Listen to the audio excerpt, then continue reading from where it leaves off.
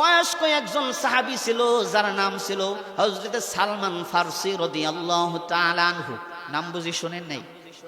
নাম কি? হযরত সালমান ফারসি রাদিয়াল্লাহু তাআলা আনহু। মুসলমান সাহাবায়ে কেরামদের ঈমানের ঘটনাগুলো পড়বেন, সাহাবায়ে কেরামদের জীবনীগুলো পড়বেন, জীবনীগুলো শুনবেন। সাহাবায়ে কেরামদের ঈমানের ঘটনা, জীবনী ঘটনা মুসলমান শুনলে পরে পড়লে পরে দিলের ভিতরে আল্লাহ তাআলা ঈমান বাড়াইয়া দেয়।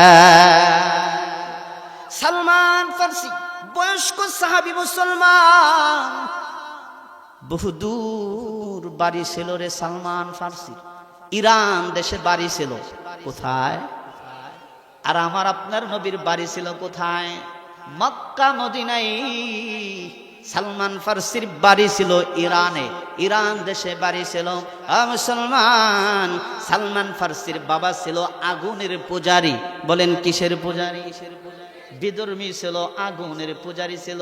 সেই ঘরের সন্তান হযরত সালমান ফারসি। কিতাবের ভিতরে আসছে মুসলমান সালমান ফারসির বাবা ছিল ধনাঢ্য ব্যক্তি। কি ছিল? ধনাঢ্য ব্যক্তি ছিল। প্রিয় ভাইরা আমার, একমাত্র সন্তান হযরত সালমান ফারসি রাদিয়াল্লাহু তাআলা আনহু। অনেক বড় ধনাঢ্য ব্যক্তির দুলাল ছিলেন হযরত সালমান ফারসি। কিতাবের ভিতরে আসছে সালমান ফারসিকে তার বাবা শিকল দিয়া ঘরের ভিতরে আটকায় রাখতো। আল্লাহু আকবার, জোরে আওয়াজ দিয়া বলেন আল্লাহু আকবার। শিকল দিয়া ঘরের ভিতরে আটকায় রাখতো কেন? তৎকালীন সময়ের ভিতরে মানুষ অপহরণ করত, মানুষ ডাকাতি করে ছিনতাই করে নিয়ে যাইত। সালমান ফারসির বাবা একমাত্র আদরের দুলানি সন্তান, ঘরের ভিতরে শিকল দিয়া বাইন্দা আটকায় রাখতো কেন? সালমান ফারসির বাবা বলেন, যদি আমি ঘরের ভিতরে আমার সন্তানকে আটকায় না রাখি, আমার সন্তানকে কেউ যদি ছিনতাই করে নিয়ে যায়, ডাকাতি করে নিয়ে যায়, তাহলে আমার এই রাজত্বের কি হবে, এই সম্পত্তির কি হবে? শিকল দিয়া আটকে রাখতো, বাইন্দা রাখতো ঘরের ভিতরে। একদিন হযরত সালমান ফারসি বাবাকে ডাক দিয়া বলেন, বাবা, এই যে আপনি আমার এই ঘরের ভিতরে শিকল দিয়া বাইন্দা রাখেন, একদিন দুই দিন না বহুদিন হয়ে গেল বাবা, আপনার তো অসংখ্য সম্পত্তি, আমাকে দেখাইলেন না, কোনোদিন দেখলামও না। আজকে আপনি মারা গেলে পরে এই সম্পত্তির হিসাব কে মিটাইবে? এই কথা শোনার পরে সালমান ফারসির বাবা বলে, কথা তো একেবারেই সত্য। শিকলের ভান খুলে দে, শিকলের ভান খুলে দিয়ে সালমান ফারসি রাদিয়াল্লাহু তাআলা আনহুকে তার বাবা সম্পত্তিগুলো ঘুরে ঘুরে দেখায়। একদিন, দুই দিন, তিন দিন, হঠাৎ করে একদিন সালমান ফারসি তার চোখের সামনে একটা গির্জাঘর, গির্জাঘরের সামনে আসমানি কিতাবের একজন আলেম, আসমানি কিতাবের একজন পণ্ডিত, পাদ্রী মশাই বসে বসে আসমানি কিতাবের তালিম দিচ্ছে, তালিম দিচ্ছে। একটু আওয়াজ দিয়ে বলা যাবে কি সুবহানাল্লাহ? সালমান ফারসির বড় ভালো লাগছে। আস্তে আস্তে হাঁটি হাঁটি করে যাইয়া গির্জাঘরের সামনে পাদ্রী মশাইয়ের সামনে বসে গেছে, আসমানি কিতাবের তালিম দিচ্ছে পাদ্রী মশাই। তালিমগুলো শুনে সালমান ফারসির দিলের ভিতরে বলে ঈমানি জজবা পয়দা হয়ে গেছে। সত্যিই তো দুনিয়া কিছু না, আমি যেই লাইনে আছি, আমার বাবা আগুনের পূজা করে, এই লাইনে থাকলে পরে জাহান্নাম ছাড়া আমার কোনো উপায় নাই। বলে দুনিয়ার জিন্দেগিতে আল্লাহ তাআলা আমাদেরকে পাঠাইছে বলে কেন? ঈমান আনার জন্য। জোরে বলেন কথা ঠিক কিনা? সালমান ফারসির দিলের ভিতরে ঈমানি জজবাত তামান্না পয়দা হয়ে গেল। মুসলমান গির্জাঘরের সামনে সেই পাদ্রী মশাইয়ের কাছে সালমান ফারসি কালেমা পড়ে মুসলমান হয়ে গেছে। সালমান ফারসির বাবা এবার বুঝি তারে বাড়িতে নিব, কথা কয় না নিব, কারণ সালমান ফারসির বাবা আগুনের পূজা করে, তাকে আর ঘরের ভিতরে নেয় না। মুসলমান একটা দিন আর দুইটা দিন না, একটা বছর আর দুইটা বছর না, সালমান ফারসি সেই গির্জা ঘরে পাদ্রী মশাইয়ের সাথে 30টা বছর কাটিয়ে দিয়েছেন। আওয়াজ দিয়ে বলেন কয় বছর?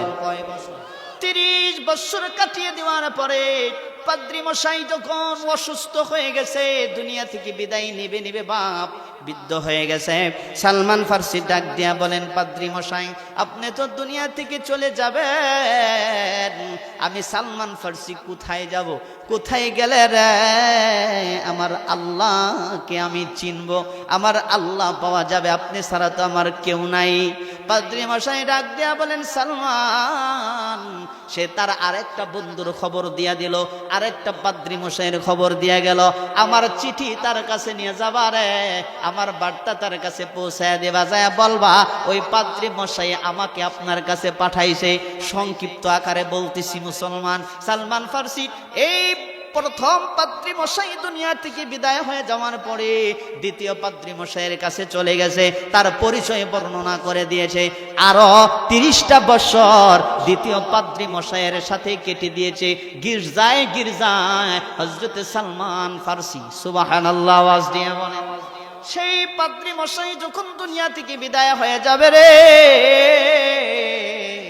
সালমান ফার্সি ডাক দিয়া বলেন, আপনি তো অসুস্থ হয়ে গেছেন, মনে হয় দুনিয়া থেকে যদি চলে যান আমি সালমান ফার্সির কি হবে? কোথায় যাব রে?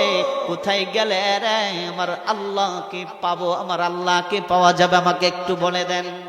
সেই পাদ্রী মশাই ডাক দিয়া বলেন, সালমান, আমার জানা মতে আর কোনো পাদ্রী নাই, তবে আমি তোমাকে একটা সুসংবাদ জানায়া দেয়, ও সালমান, তাওরাত, ইনজিল, জাবুর কিতাবের ভাষ্য অনুযায়ী আখিরি জামানার নবী মুহাম্মদুর রাসূলুল্লাহ সাল্লাল্লাহু আলাইহি ওয়াসাল্লাম দুনিয়ার জমিনে তাশরিফ এনেছে। এই জোরে বলেন সুবহানাল্লাহ। সালমান ফার্সি ডাক দিয়া বলেন, পাদ্রী মশাই বলেন তো, সেই আল্লাহর হাবিব আখিরি জামানার নবী মুহাম্মদুর রাসূলুল্লাহ সাল্লাল্লাহু আলাইহি সাল্লামকে আমি কোথায় গেলে পাবো, কিভাবে চিনব গো? মুহাম্মদুর রাসূলুল্লাহকে কেমন করে আমি চিনব? কোনো নিদর্শন আছে নাকি? সুবহানাল্লাহ। পাদ্রী মশাই ডাক দিয়া বলেন, সালমান, সেই নবীকে চিনার জন্য আমি 3টা নিদর্শন তোমাকে বলে দিতে পারি, একবার আওয়াজ দিয়ে বলেন কয়টা? হয় নাই, জোরে জোরে যুবক ভাইরা, কয়টা? 3টি নিদর্শন আমি বলে দিতে পারি রে। সেই নবীকে তুমি পাইবা সেই জায়গায়, যেই জায়গায় খেজুরের বাগান অনেক বেশি। দ্বিতীয় নাম্বার নিদর্শন হলো রে, সেই নবী কোনোদিন সদকা গ্রহণ করে না রে, হাদিয়া গ্রহণ করে। আর তৃতীয় নাম্বার নিদর্শন হলো, সেই নবীকে তুমি চিনবা, সেই নবীর ডান কাঁধে বলে মোহরে নবুয়তের সামানা, নিশানাটা পাইবা। জোরে বলেন সুবহানাল্লাহ। কয়টা নিদর্শন? 3টি নিদর্শন তোমাকে বলে দিলাম। 1 নাম্বার নিদর্শন কি? আওয়াজ দিয়া বলেন। আপনি কোন মনোযোগ কেমন আছে বোঝার জন্য কইলাম আর কি। বলেন, প্রথম নাম্বার নিদর্শন কি? খেজুরের বাগান যেখানে বেশি সেখানে তুমি পাইবারে আখিরি জামানার নবী মুহাম্মদুর রাসূলুল্লাহ সাল্লাল্লাহু আলাইহি। প্রিয় ভাই আমার, হযরত সালমান ফার্সি রাদিয়াল্লাহু তাআলা আনহু হাঁটি হাঁটি করে ছুটলেন ইরান শহর হয়ে, ইরাক হয়ে যখন আসতেছিলেন, হঠাৎ করে মুসলমান ডাকাতের দল আক্রমণ করে সালমান ফার্সিকে অ্যারেস্ট করেছে, বলে বাজারে নিয়ে গেছে বেচার জন্য। তৎকালীন সময়ের ভিতরে মানুষের বেচা কেনা হইতো, কি হয়তো? আওয়াজ দিয়া বলে। মানুষ বেচা কেনা হইতো, মানুষ বেচা কেনা। যুবক মানুষের দাম থাকতো বেশি, আর বৃদ্ধ বাবাদের দাম থাকতো কম। এখনো সমাজে আছে না নাই? এই কথা কয় না, আছে কিনা? বৃদ্ধ মানুষ যদি কামলা দিবার যায়, ময়মনসিংহের ভাষা কামলা কয়, আপনাদের ভাষা কি কয়? কামলা। কামলা দিবার গেলে যুবকদের দিকে খালি তাকায় থাকবো মালিক, হ্যাঁ এইটা শক্তিশালী, এটা কাম বেশি করা হবে। আর মুরব্বী যেটা ওই তো না, ঠিক কিনা বলেন? বুড়া হয়ে গেছে গা, ঠিক না? তৎকালীন সময়ের ভিতরে মানুষের বেচা কিনা হইতো, ডাকাত দলেরা আক্রমণ করে বাজারে নিয়ে গেছে বেচানোর জন্য। সারাটা দিন চলে যায় রে। সালমান ফার্সি বৃদ্ধ মানুষ, দাড়িগুলো পাকা। মুসলমান, একটা মানুষও বৃদ্ধ মানুষের দাম জেগায় না, একটা মানুষও তার দাম জেগায় না। হঠাৎ করে সূর্য যখন অস্ত যাচ্ছে রে, মদিনা থেকে একজন ইহুদি আসছে মানুষ ক্রয় করার জন্য। সুবহানাল্লাহ। কোথা থেকে আসছে? মদিনা থেকে একজন ইহুদি মানুষ ক্রয় করার জন্য আসছে। হঠাৎ করে রে তার নজর হযরতে সালমান ফার্সির উপরে পড়ছে। আমার মনে হয় এটা আল্লাহ তাআলার কুদরত। আই জোরে কোন কথা ঠিক কিনা?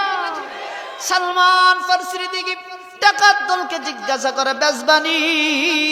বলে হ্যাঁ, বেচার জন্যই তো আসছি, তবে সকাল থেকে সন্ধ্যা পর্যন্ত 1 টাকাও দাম কেউ করে